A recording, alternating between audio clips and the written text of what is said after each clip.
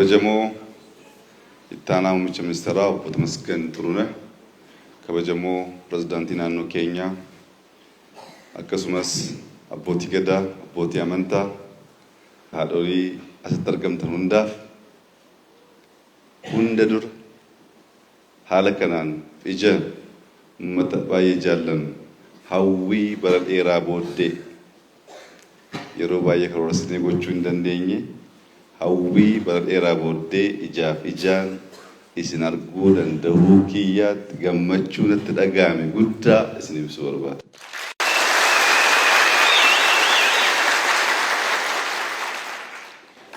Uummata kamisee ijaan dhufee ilaaluuf barbaay'ee gaafachaa ture, karoorsaa ture, hawwiin onnee irraa maddu isin arguudhaaf qabu har'a milkaa'uu danda'uusaaf Rabbiin galata galchuu barbaada.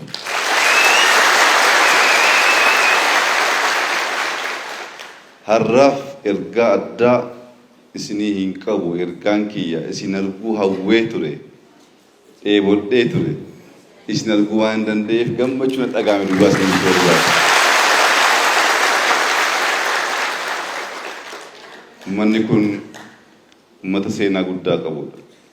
Gootummaan, jaalalaan, hojjetee buluun, ollaa nyaachisuuf, ollaaf nagaa kennuun uummata beekamudha.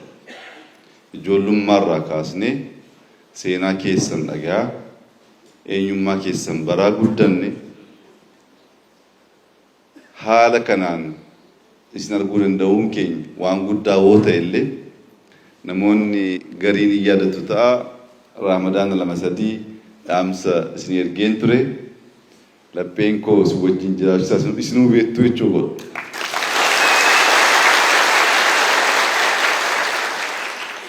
Har'a pirezidaantiin keenya obbo Araggaa Kabbada eega dhufan booddee kamisee dhufee uummata kiyya ilaaluu barbaada gaaffii jedhu kaaseefiin ture haala mijeessee har'a gara kanatti dhufuu akka hin danda'u waan na gargaareef Araggaa illee maqaa keessaniin kabajuu barbaada. Wanti guddaa wal iyyaafachuudha, wanti guddaa wal barbaaduudha, wanti guddaa laphee walirraa fageessuu dhiisuudha. Inni kaan hin dhufa yeroo isaatti, inni kaan nama yaaddeessu. Bakka lapheen dhiyoo jirutti misoomni, nageenyi, hawwiin garaagaraa yeroo isaa eeggatee ilma dhufa. Wanti guddaa hawwiidha, jaalala, wal arguu danda'uudha. Inni immoo har'a waan raawwateef inni kaan itti fufaa jechuun barbaada. Waa'ee misoomaaf nageenya namoonni garaagaraa bifa adda addaatiin kaasanii jiru. Uummanni kamisee, uummanni walloo akka beekutti jaalalli keessoo irraa madda, wanni irraa madda, nageenyi keessoo irraa madda. Namni keessoonsa nagaa hin qabaatin, namni keessoonsa jaalala hin qabaatin bakkee irraa bitachuu haa yaalu malee hin danda'u. Nageenya asii madda, keessaa madda. Jibbiinsi, tuffiin, ana maleen, of tuulummaan jiraannaan nageenya rakkisaa. Nageenyi isin keessaa madde kun naannoo kana guutuuf nagaa akka fiduuf akkuma aadaa keessanii, akkuma aadaa wallootti jaalala dursuun, nageenya dursuun, waliin jiraachuu dursuun, tokkummaadhaan badhaadhinatti adeemuudhaaf tattaafachuu, carraaquun aadaa keessanii ammas guyyaa guyyaan kan hin dagatamne kan isin wajjin jiraachuu qabu, kan biraallee kabarsiisuu qabdan akka ta'u dhaamsa koo dabarsaa. Kamiseen kaleessa tureera badara rakkoo bara hin danda'amne tokkummaa keessan eeggattee jiraattaniittu. Kana booddee misoomni dhufee ijoolleen keenya hundaa ol dhaloonni borii, dhaloonni ittaan jireenya gaarii jiraachuu akka danda'aniif irra deddeebinee bitaa mirgaan isin ilaaluudhaan hin yaallaa. Waliin taanee haa hojjennu, haa jabaannu, hin yaadda'inaa. Badhaadhinni biyya kanaa hin dhufa, jijjiiramni hin dhufa. Wanti yaadne hunda Rabbii waliin ilma milkaa diinni hayaadu malee hatattaafatu malee nu dhaabuu hin dandeenye maaliif rabbiin nu wajjin jira waan ta'eef.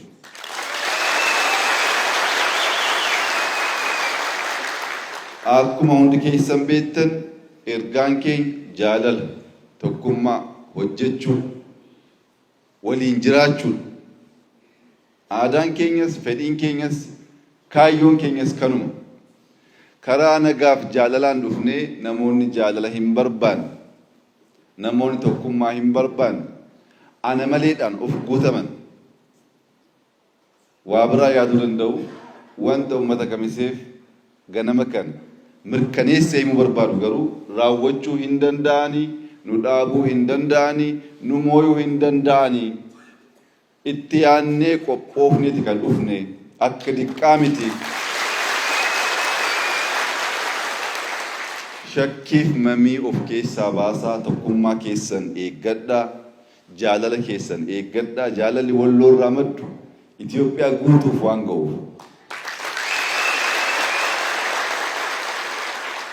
Akkaataa sanaan jabaadhaa.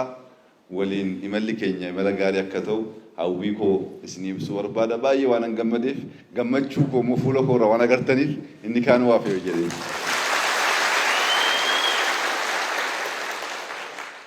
ዛሬ በጣም ደስ ብሎኛል። ከሚሴን ለማየት በብዙ ጓጓ ነበር። የከሚሴ ህዝብ በታሪኩ በፍቅሩ በባህሉ የሚታወቅ ነው። ለመጀመሪያ ጊዜ በአማራ ክልል ያላየሁት ብቸኛው ዞን የከሚሴ ዞን። ሁሉን ዞኖች ለማየት እድል አግኝቻለሁ። በብዙ ናፍቆት እና በብዙ ፍቅር ስላየኋችሁ ደስ ብሎኛል። የተቀረውን ጊዜ ይፍታው። ሰላም ነው።